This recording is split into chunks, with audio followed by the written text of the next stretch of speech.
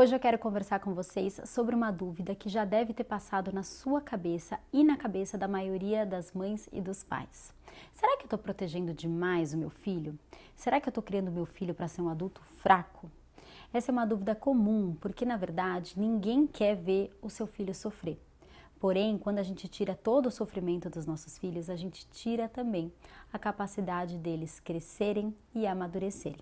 É sobre isso que a gente vai falar no vídeo hoje, como encontrar esse equilíbrio e sobre alguns rótulos que essa nova geração tem recebido, como o rótulo Geração Plástico Bolha.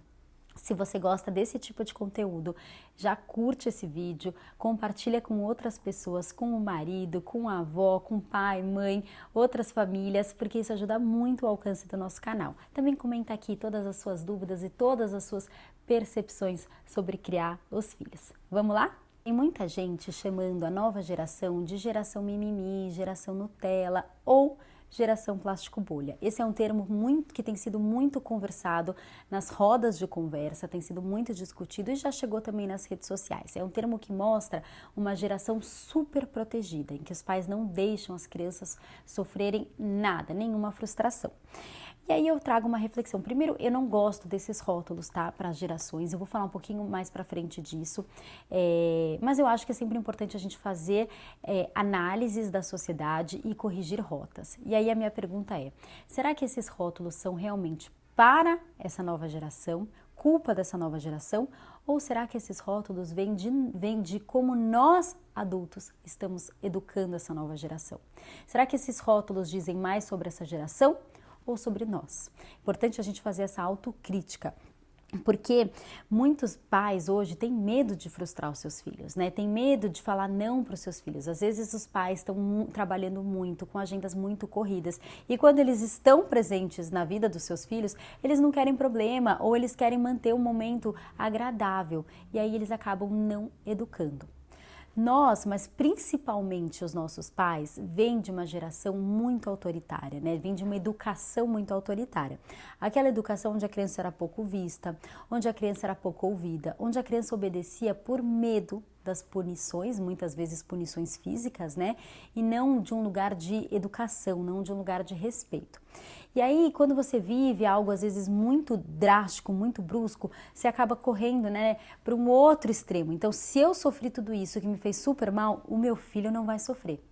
E quando a gente faz isso, a gente esquece que no meio há um equilíbrio extremamente necessário.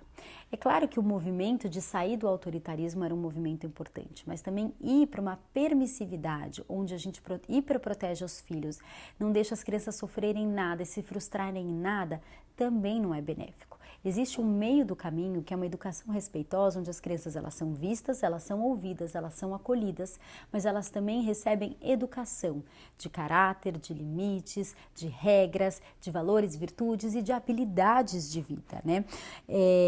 Apesar desse movimento ter sido muito importante, talvez a balança tenha ido simplesmente de um lado, de um extremo, para um outro extremo. E por isso eu trago essa reflexão para nós, pais e mães, né?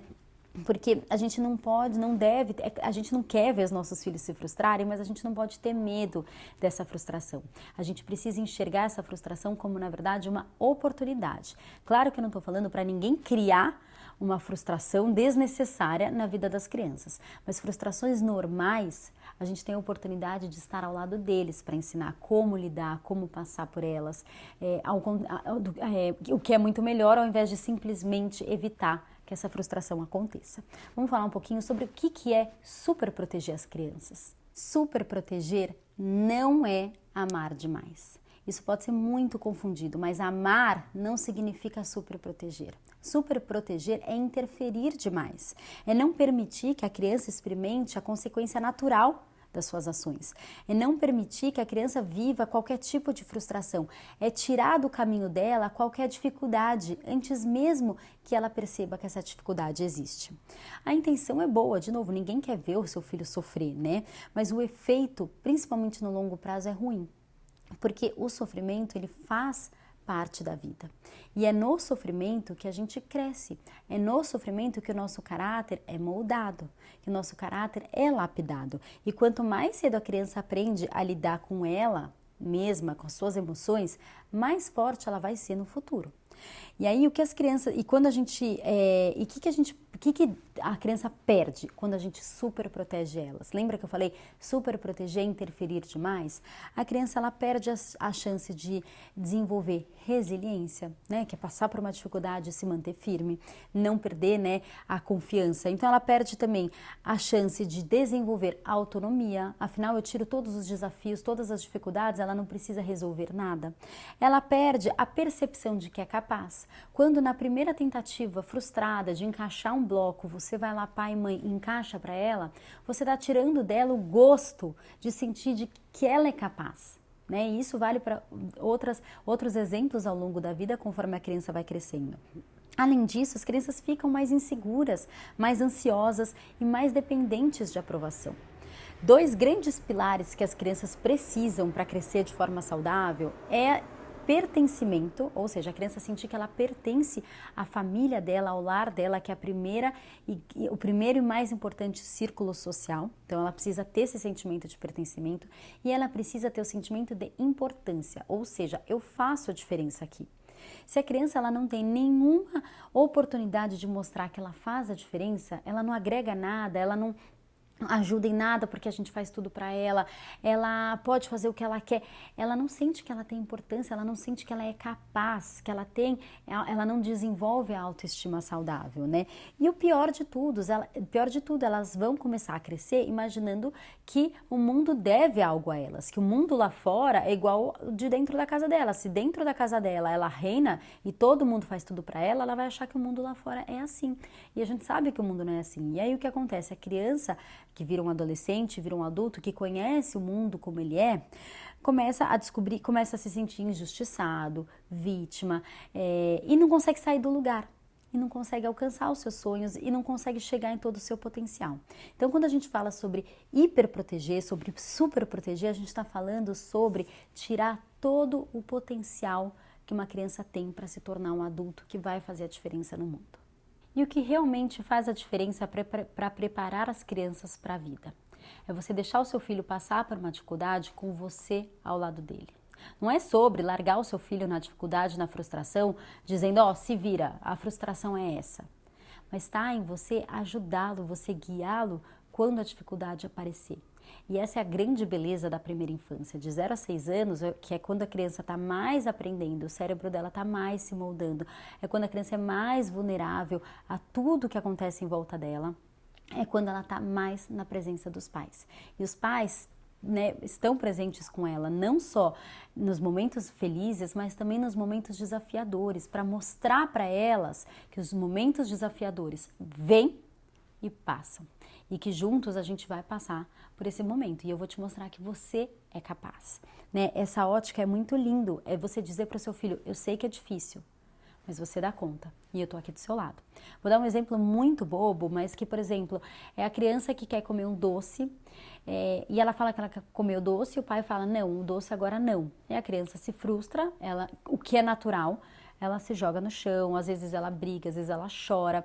E aí a primeira reação do pai é falar, tudo bem, pode pegar um doce.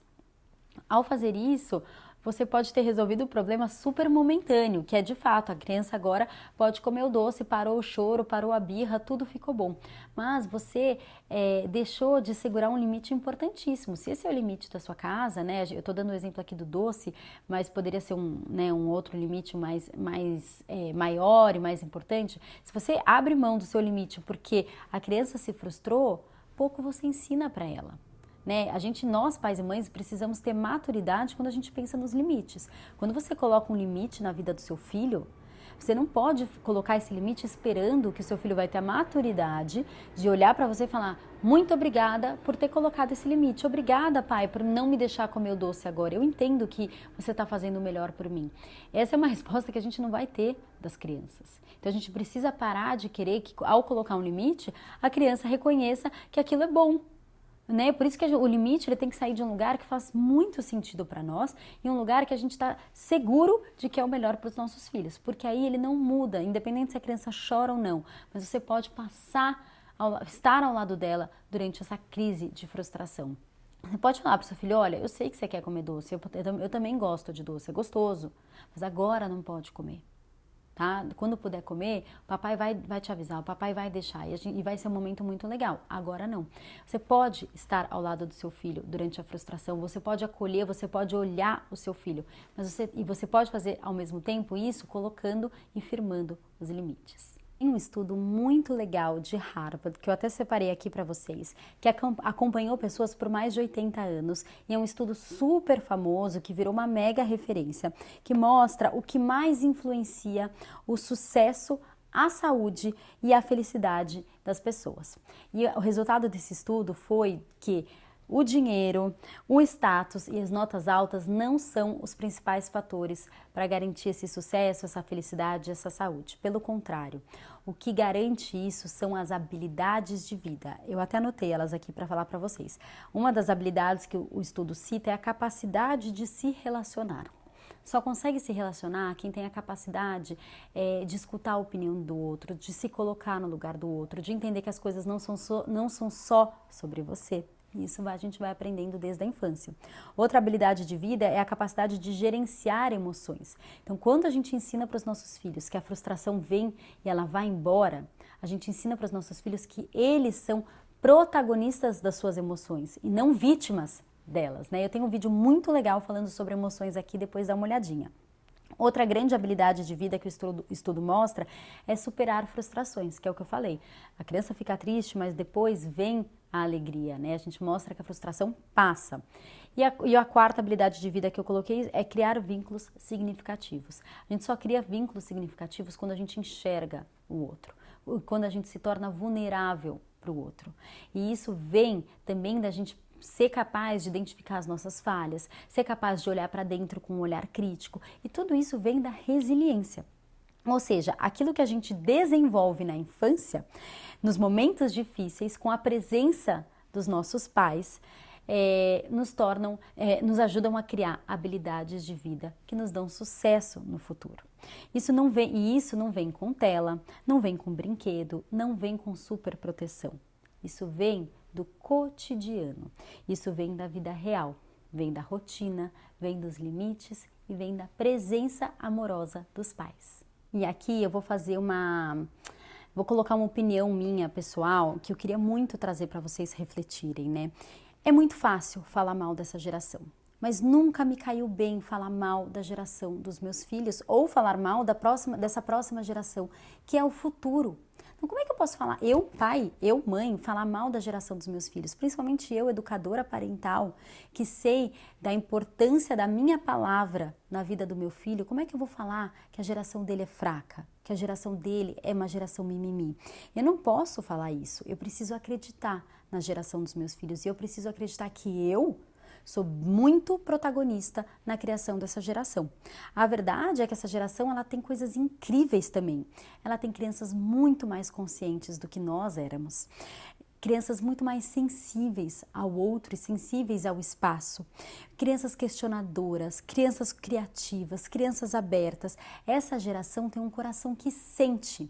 E cabe a nós, pai, mãe, educador, orientar esse coração enquanto ele ainda é um coração de uma criança, para que esse coração se construa um coração virtuoso, para que esse coração seja lá na frente um coração que tenha caráter, que tenha valores, que vá fazer a diferença no mundo. Não com rigidez ou com punição, mas com compromisso em formar, com compromisso em educar. Então vamos parar de uma vez por todas de criticar essa geração, de colocar rótulos. A gente não coloca rótulos, principalmente negativos, nos nossos filhos. Não vamos colocar na geração deles também. Pelo contrário, vamos fazer essa autocrítica, vamos fazer análise, vamos corrigir rotas e vamos entender o tesouro que a gente tem nas nossas mãos, que é essa próxima geração, que é o futuro do mundo. Os nossos filhos, eles não são o problema, eles são o futuro.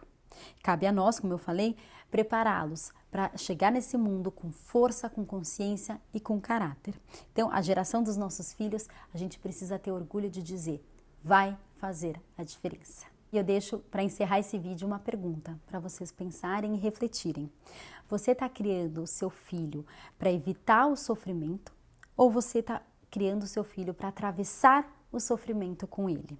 Você está protegendo ou você está formando o seu filho? Se você gostou desse vídeo, curte esse vídeo, comenta, me conta aqui o que mais tem sido desafiador na formação dessa nova geração. Vamos juntos acreditar na geração dos nossos filhos e fazer neles a diferença que a gente quer ver no mundo. Beijos, fiquem com Deus, até o próximo vídeo.